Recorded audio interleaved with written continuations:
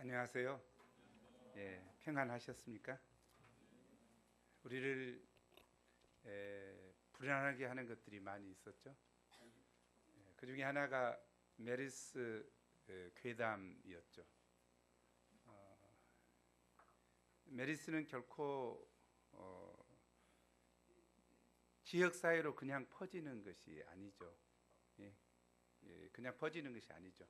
물론 이제 병원이라고 하는 특수 환경에서는 우리 문성표 목자가 이렇게 카톡이 띄우는 것처럼 비말 감염이기 때문에 기침에서 이런 것들이 가서 이렇게 접촉되는 것이지, 여기 있는데 뭐 내가 걸렸다 해서 여기 다 전염되고 그러지 않는다는 거죠.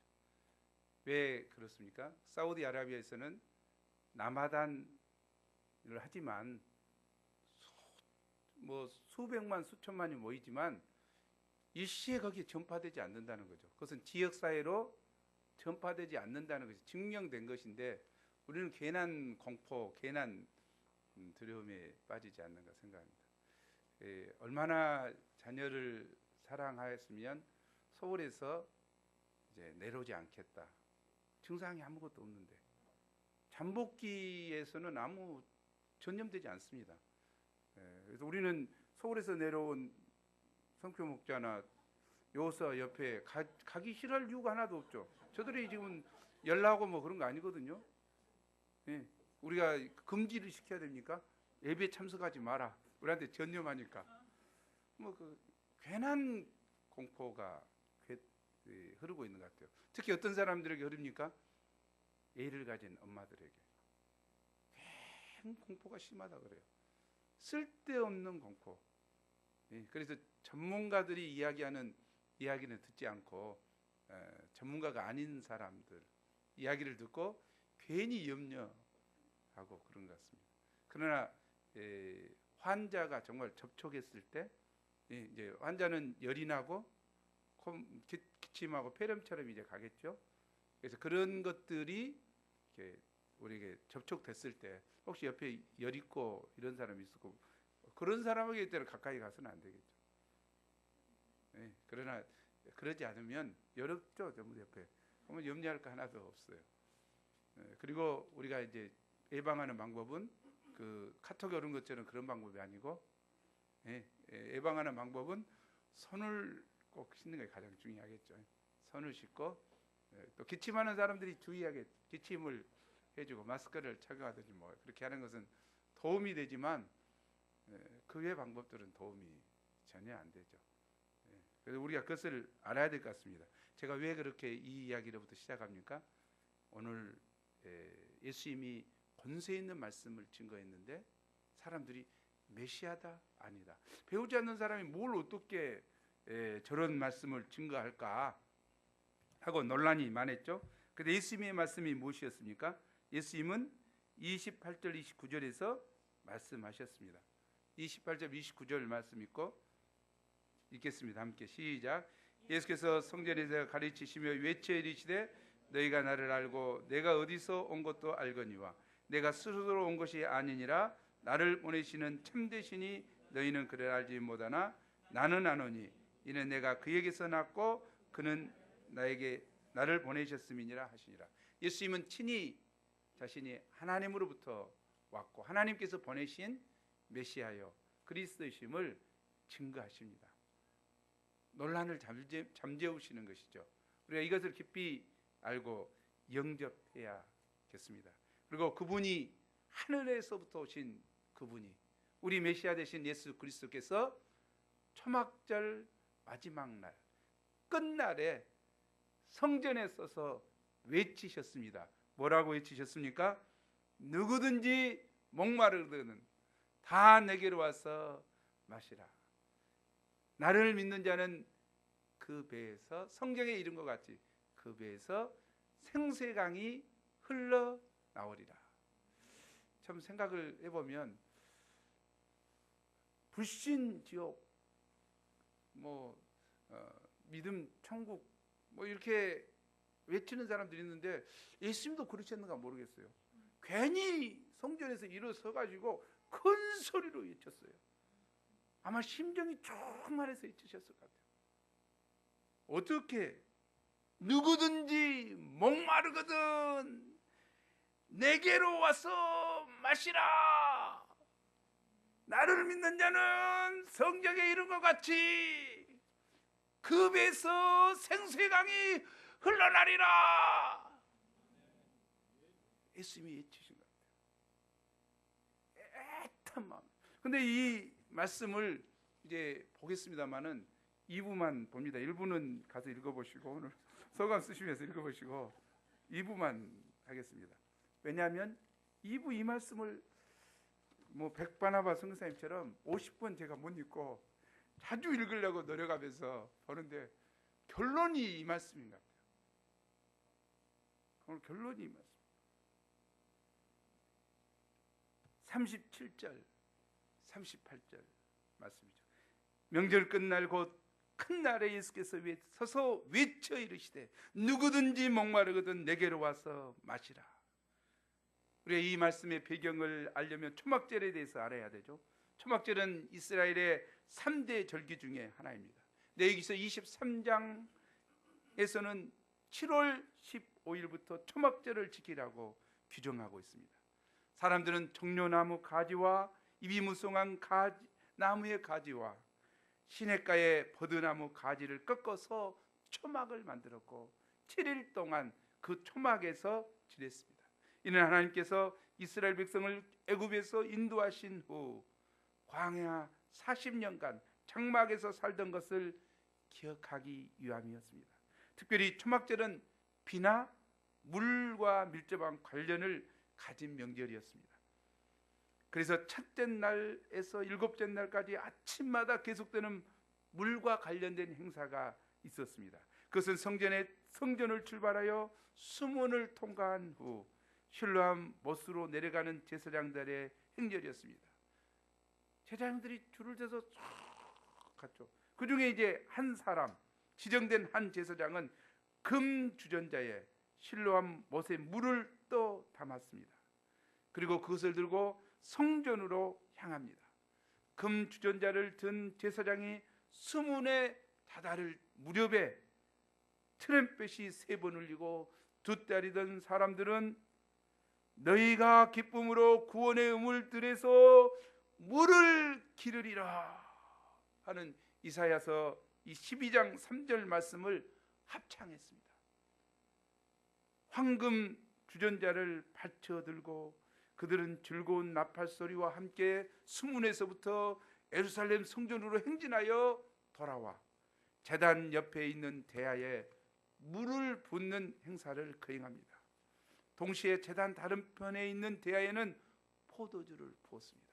한쪽은 물을 글러온 금 주전자에 담은 물을 붓고 한쪽은 포도주를 부었습니다.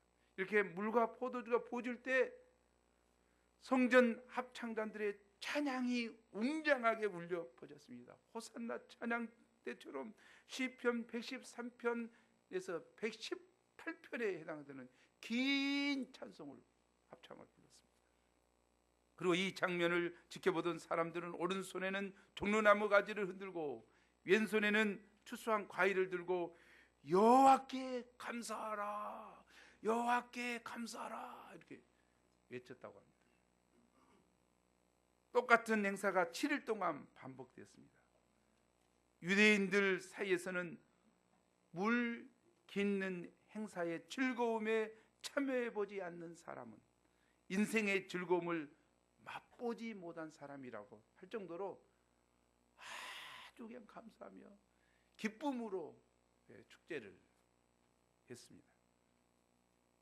이러한 의식은 하나님께서 과거 이스라엘 백성이 광야에서 생활할 때 풍성한 물을 주신 것을 기억하고 또한 최근에 하나님께서 자신에게 비를 주신 것을 감사하고 또 다가오는 우기에 풍성한 비를 구하는 일종의 기도였습니다.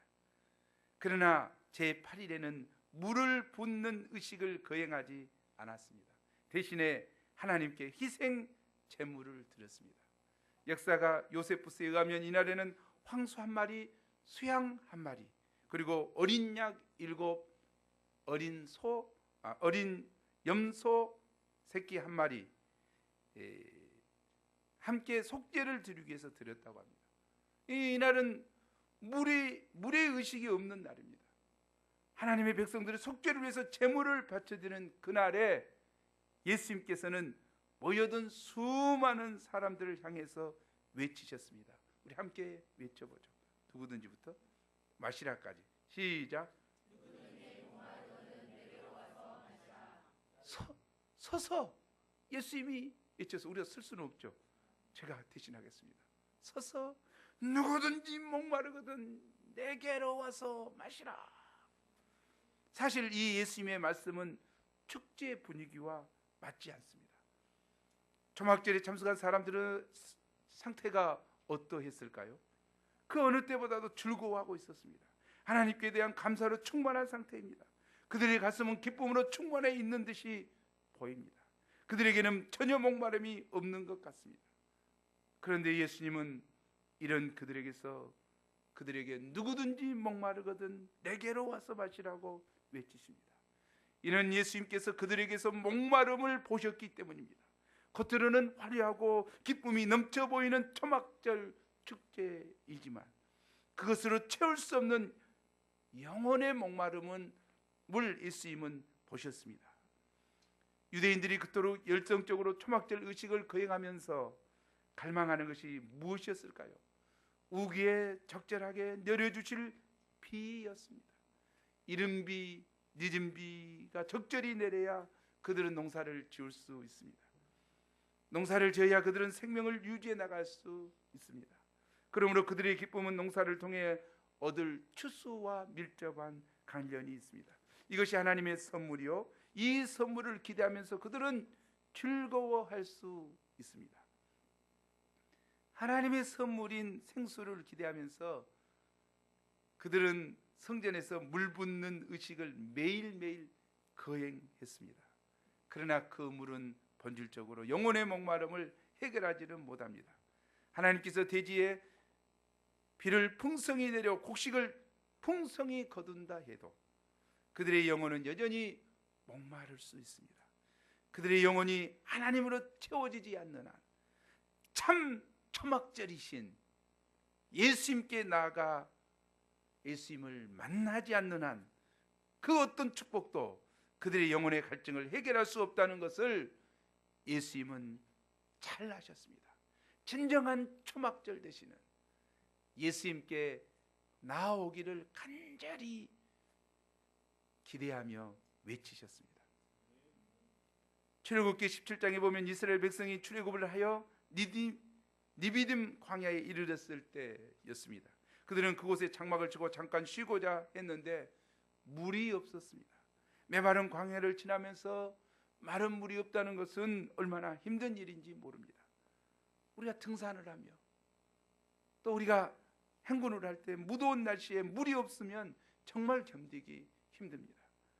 이스라엘 백성들은 바싹바싹 타는 혓바닥을 내밀며 지도자 모세를 향해 요구했습니다. 우리에게 물을 주어 마시게 하라. 당신이 어찌하여 우리를 이집트에서 인도하여 내어 우리와 우리 자녀와 가축들을 목말라 죽게 하느냐. 어떤 사람은 모세에게 돌을 던지려고까지 했습니다. 이때 하나님은 모세에게 명하여 지팡이로 반석을 치라고 하셨습니다. 모세가 반석을 치자 거기에서 물이 쏟아져 나와 모든 사람들이 마른 목을 축이고 원기를 회복하게 되었습니다. 이 사건은 보통 사건이 아니었습니다. 물이 없어서 목말라 죽을 수밖에 없는 상황 속에서 하나님께서 그들에게 물을 주셨습니다. 그것도 메마른 광야에 있는 딱딱한 반석을 쳐서 거기서 물이 쏟아져 나오는 물을 마시게 하셨습니다. 야, 저기 땅 파라 하시지 않으셨습니다. 딱딱한 반석을 쳐라 하셨습니다. 모세가 니비딤 광야에서 내리쳤던 반석은 바로 오실 그리스도 예수님을 예표하는 그림자였습니다. 고린도전서 10장 4절은 말합니다. 함께 읽죠. 시작. 다 같은 신령한 음료를 마셨으니 이는 그들을 따라하는 그 반석은 곧 그리스도시라. 아멘. 그 옛날 리비딤 광야에서 물이 쏟아져 나올 수 있었던 것은 모세가 지팡이로 반석을 쳤기 때문입니다. 마찬가지로 예수님께서도 채찍에 맞으시고 십자가에 못 박히심으로 몸이 깨어지고 부서졌습니다. 살이 찢어지고 피가 쏟아졌습니다. 구원의 반석이신 예수님의 몸이 깨어지고 부서짐으로써 그 안에서 우리의 영혼을 소생시킬 수 있는 생수가 흘러나오게 되었습니다. 아멘. 예수님만이 생수의 근원이요 구원의 반석이 되십니다. 사람들은 지금도 예외 없이 목마른 삶을 살고 있습니다. 오늘날 나름대로 갈증을 해결해 줄 것 같이 선전하는 많은 축제들이 난무하는 시대입니다. 그래서 사람들은 축제를 즐기는 것처럼 기쁨과 환희를 느끼며 살아가는 것 같지만 내면의 기쁜 곳에서 근본 채워지지 않는 목마름을 안고 살아갑니다. 사랑에 대한 목마름, 인정에 대한 목마름, 성공에 대한 목마름, 안정에 대한 목마름, 물질에 대한 목마름, 명예, 지식에 대한 목마름, 정보사에서는 정보에 대한 목마름 등 목마름은 끝이 없습니다. 이를 해결하고자 이 바위 저 바위를 쳐보지만 그 어디에서도 영혼을 만족시켜줄 시원한 물, 솟아나는 생수의 물은 나오지 않습니다. 영혼의 목마름은 더해가고 그럴수록 범죄는 커져가고 있습니다. 이런 자들에게 예수님은 예탁에 누구든지 목마르거든 내게로 오라고 초청하십니다. 아멘. 딴 데서 얻고자 할 것이 아니라 예수님께 가야 합니다. 이 모임 저 모임을 바쁘게 다닌다고 목마름이 해결되는 것이 아닙니다. 예수님 자신에게로 오라고 예수님은 초청하십니다. 아멘. 이사야 55장 1, 2절은 말합니다. 우리 함께 읽어보죠. 시작. 오라 너희 모든 목마른 자들아 물로 나오라. 돈 없는 자도 오라. 너희는 와서 사 먹되 돈 없이 값 없이 와서 포도주와 젖을 사라. 너희가 어찌하여 양식 아닌 것을 위하여 은을 달아주며 배부르게 하지 못할 것을 위하여 수고하느냐. 내게 듣고 들을지어다. 그리하면 너희가 좋은 것을 먹을 것이며 너희 자신들이 기름진 것으로 즐거움을 얻으리라. 나는 지금 예수님께로 가서 그가 주시는 생수를 마시고 있습니까? 아니면 아직도 여기저기로 물을 구하러 다니고 있습니까? 양식 아닌 것, 배부르게 하지 못할 것을 위해 수고하고 있습니까? 우리가 말씀대로 순종하여 예수님께로 가서 마시면 나의 갈증이 해결됩니다. 요한복음 4장 14절은 말합니다. 우리 함께 읽어보죠. 사마리아 갈증에 시달리던 사마리아 여인에게 하신 말씀이죠. 우리 시작. 내가 주는 물을 마시는 자는 영원히 목마르지 아니하리니 내가 주는 물을 그 속에서 영생하도록 솟아나는 샘물이 되리라. 예수님이 생수의 근원이 되십니다. 목말라 갈증하던 사마리아 여인이 생수의 근원 되신 예수님을 만났을 때, 메시아 예수 그리스도를 만났을 때 그녀는 내면 기쁜 곳에서 솟아나는 생수로 인하여 기쁨을 이기지 못하고 전하며 기쁨의 삶을 살았습니다. 우리가 이 예수님께 나가 생수를 맞을 수 있기를 기도합니다. 그러면 예수님은 어떻게 우리의 목마름을 해결해 주십니까? 38절이죠. 우리 함께 읽겠습니다. 38절 시작. 나를 믿는 자는 성경의 이름과 같이 그 배에서 생수의 강이 흘러나오리라 하시니, 하나님은 선지자 에스겔에게 성전에서 흐르는 물에 대한 환상을 보여주었습니다. 에스겔서 47장이죠. 선지자 에스겔이 성전문에 이르자 그 문지방 밑에서 물이 나와 동서남북 사방으로 흘러내려가는 것을 보았습니다. 그 물은 내려갈수록 깊고 넓은 강이 되어 바다로 흘러 들어갔습니다. 이 강물이 다다르자 죽었던 바닷물이 살아나 각종 물고기가 살아나고 강 주위에는 각종 과실나무가 자라나 달마다 새 열매를 맺히고 그 입은 약재로가 되었습니다. 우리 9절 말씀을 함께 읽겠습니다. 시작.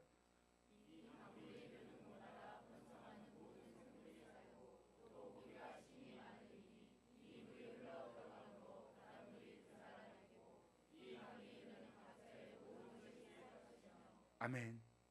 이 강물이 이르는 곳마다 번성하는 모든 생물이 살고 또 고기가 심히 많아지고 이 물이 흘러 들어감으로 바닷물이 되살아나고 이 강이 이르는 각처에 모든 것이 살 것이며 아멘. 만물을 소성케 하고 죽었던 나무를 살려 열매 맺게 하는 이 물이 바로 예수님을 통해 주시는 생수의 강입니다. 생수의 강은 예수님을 믿는 자가 받을 성령을 가리킵니다. 생수의 강이 흘러나오리라는 것은 개울물같이 감질나게 흐르는 것이 아니라 강같이 풍성하고 지속적으로 흘러넘친다는 것입니다. 강이 무엇입니까? 강주천 같은 것이 강입니까? 강이 무엇입니까? 한강처럼 차고 넘치는 것입니다. 생수의 강이 흘러나리라. 풍성한 물이 흘러내리는, 그래서 그 물로 인해서 많은 사람이 살고 물고기가 뛰놀아, 물고기가 헤엄치며 뛰노는,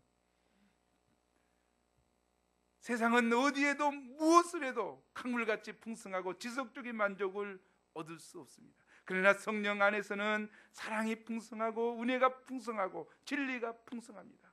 이 생수를 마시는 자는 참된 만족과 기쁨이 흘러넘치기 때문에 감질나게 하는 세상, 헛된 세상물을 마시러 이리저리 다니지 않습니다.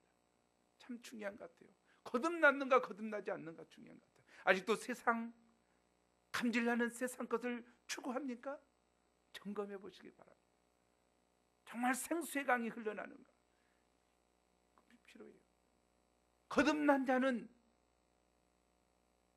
내면에 한 번 이 맛을 본 자는 물론 정도 차이가 있지만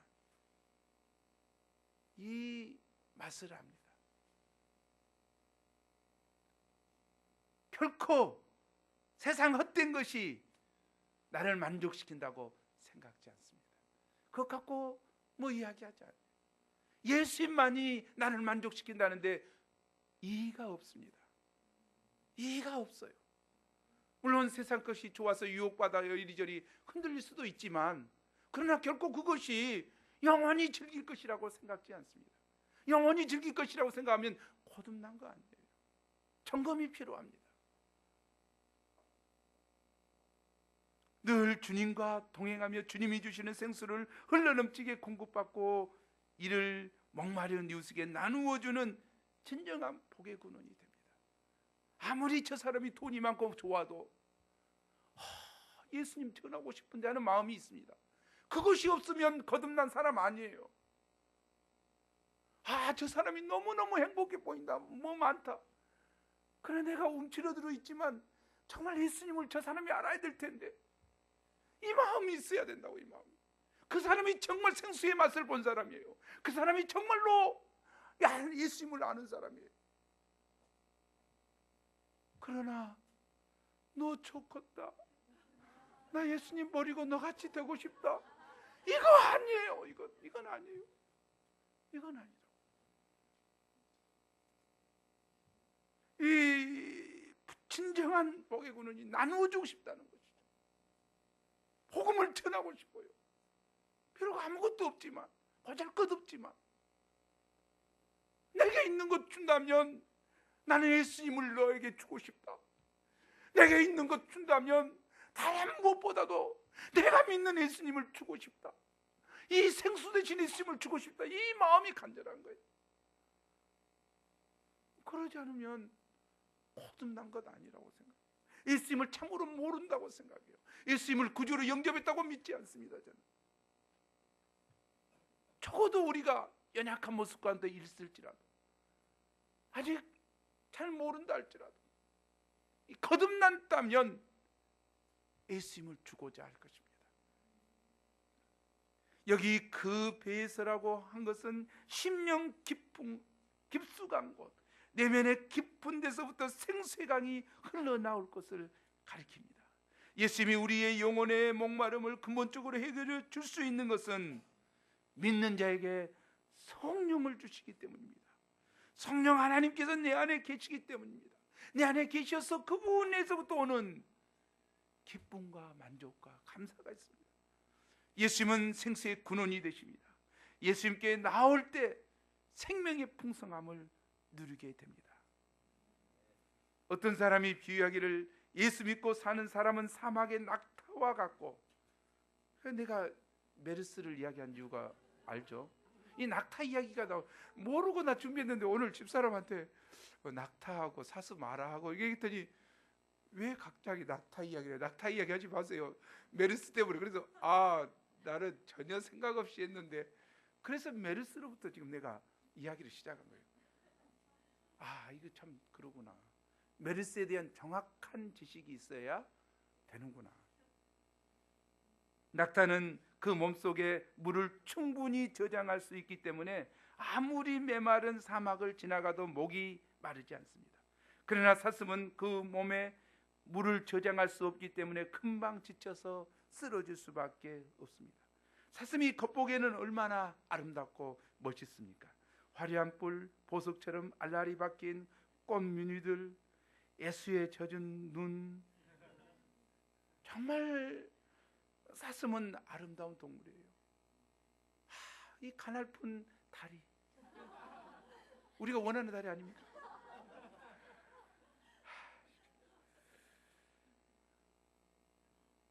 반면에 낙타는 얼마나 못생겼습니까? 키는 크지만 몸의 난털은 지저분하고 등에는 혹이 2개나 있어서 볼품이 없어요. 그러나 메마른 광야를 지나갈 때 그 진가가 드러나게 됩니다. 세상 사람들은 사슴처럼 자신의 외모를 멋있고 화려하게 꾸미지만 메마른 광야에서 목마른 사슴과 같이 정욕과 탐욕과 욕심의 탕류를 마시다가 쓰러질 수밖에 없습니다. 하지만 우리 신자들은 낙타처럼 곁모양은 볼품이 없고 주로 무릎 꿇고 기도하기 때문에 낙타 무릎처럼 투박할 수 있습니다. 그러나 우리의 마음에 성령의 생수 주머니가 있어서 목마르지 않습니다. 아멘. 이거 참 중요한 것 같아요. 우리 마음에 성령의 생수 주머니가 있어서 그곳에서 생수를 마실 수 있다는 것, 성령 하나님께서 우리와 함께 거하신다는 것, 이것이 얼마나 큰 축복이냐고. 세상에 썩은 물, 오염된 물, 탕류에 한눈 팔지 않습니다. 내 내면에서 솟아오르는 이 성령님과의 교제를 귀하게 여기고 만족을 누립니다. 광야와 같은 세상을 살아가면서도 피곤하지 않습니다. 성령의 은혜로 충만하기 때문에 항상 힘 있는 인생을 살아갈 수 있습니다. 성령님과 교제해 보십시오. 그럼 이런 생수의 강 같은 성령의 역사가 언제 이루어지는 것입니까? 39절 하반절에 보면 예수님의 영광에 대해서 이야기합니다. 여기서 영광은 예수님께서 십자가에서 죽으시고 부활하실 때를 말합니다. 그런데 아직 그런 영광을 받지 아니하심으로 성령이 아직 그들에게 계시지 않았습니다. 이러한 성령은 예수님께서 영광을 받으신 후 곧 십자가에서 죽으시고 부활하신 후 사도행전 2장의 오순절 성령 강림으로 나타나게 됩니다. 그동안 성령은 소수에게만 임하는 제한적이었지만 이제 성령이 만민에게 부어지게 됩니다. 아멘. 요엘서 읽어보죠. 시작.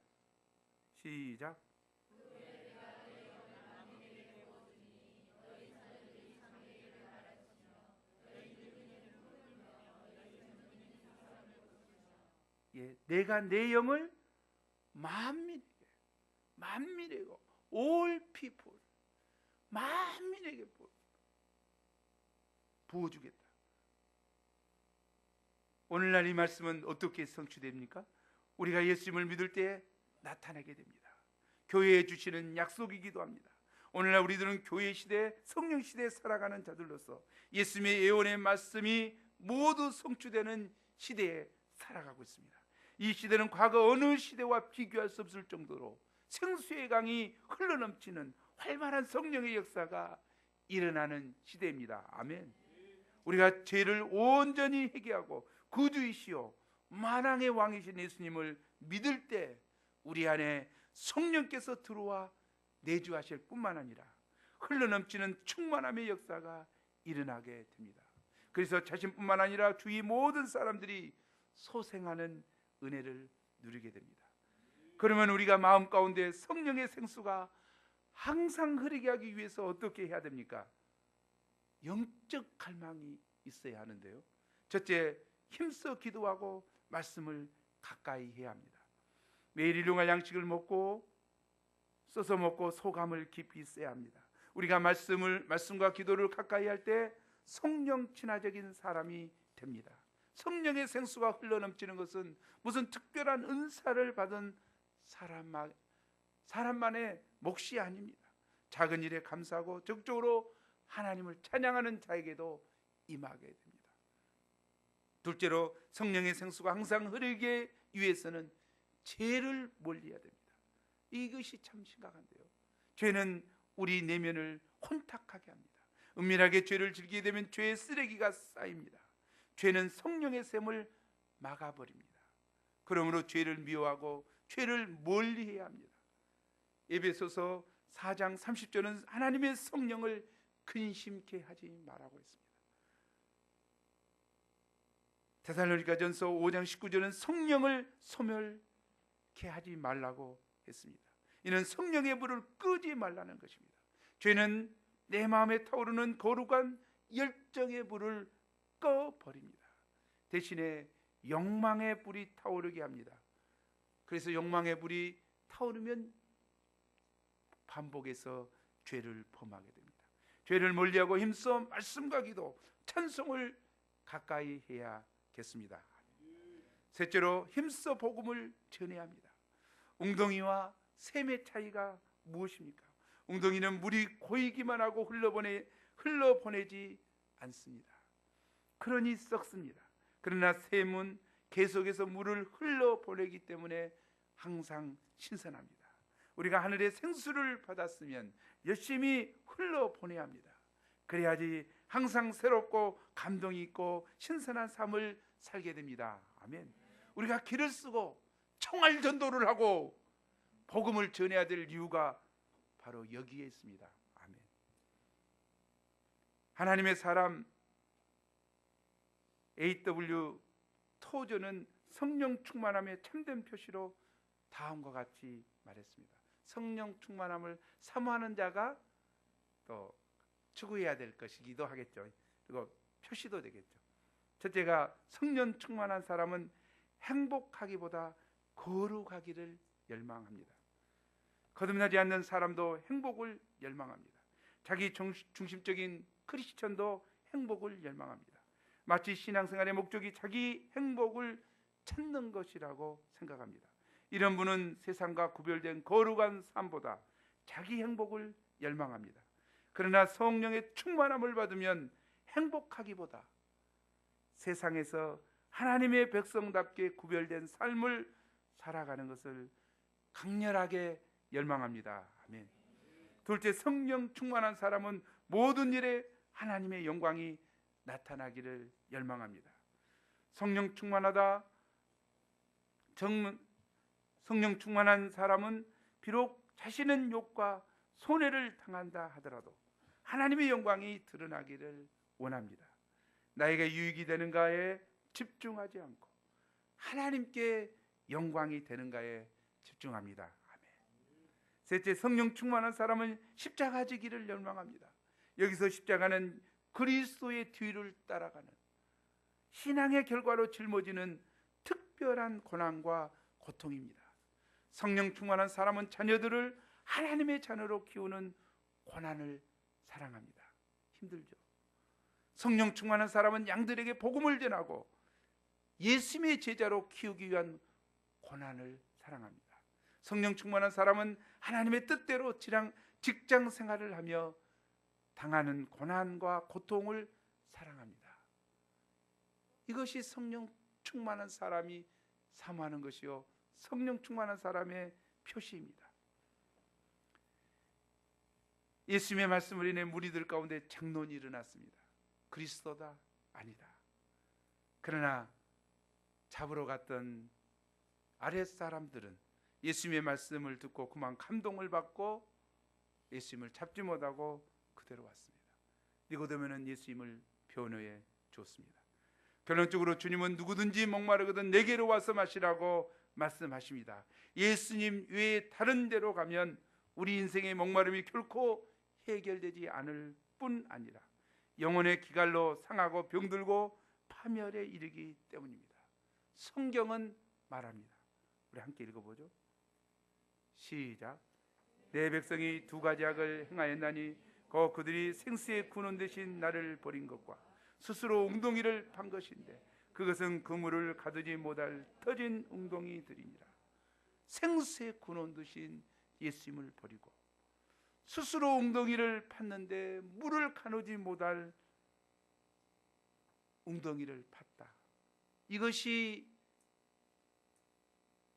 죄악이고 이것이 영원한 갈증이고 이것이 힘든 삶을 살아가는 원인이라고 하십니다. 우리가 생수의 근원이신 주님을 버리고 스스로 웅덩이를 파는 모든 불신과 어리석음을 회개하고 날마다 예수님께로 나와 마실 수 있기를 기도합니다. 그래야 주님의 약속대로 우리 심령에 신선한 만족과 기쁨을 주시는 생수의 강물이 흘러나와 영혼의 목마름을 해결하고 더 나아가 강해 같은 세상에서 인생의 목마름으로 고통하는 영혼들에게 생명의 강물을 흘러보낼 수 있기를 기도합니다. 기도하겠습니다. 하나님 아버지, 시간 귀한 말씀을 주셔서 감사합니다. 그들이 초막절 축제를 벌리며 물의 축제를 하며 물을 갈구했지만 진정한 초막절이 되시고 진정한 생수의 근원 되신 예수님께 나오지 아니할 때, 하나님 앞에 나아가지 아니할 때 그들의 목마름이 결코 해결될 수 없음을 봅니다. 이를 보신 예수님은 외치셨습니다. 누구든지 목마르거든 내게로 와서 마시라. 나를 믿는 자는 성경의 이름과 같이 그 배에서 생수의 강이 흘러나오리라. 아멘. 주님, 제가 목마른 모습 이대로, 고독한 모습 이대로, 애로운 모습 이대로, 허전한 모습 이대로, 공허한 모습 이대로 당신 앞에 나아갑니다. 나의 목마름은 당신에 대한 갈망이요, 나의 목마름은 당신으로 채워질 수 있음을 고백합니다. 주님, 당신께 나아가오니 성령의 생수가 심령에서 넘치게 축복하여 주옵소서. 그래요, 이 목마름을 해결할 뿐만 아니라 이 생수의 강을 이웃에게 흘러내리는 성숙한 자들이 되게 축복하여 주옵소서. 감사하고 예수님 이름으로 기도합니다.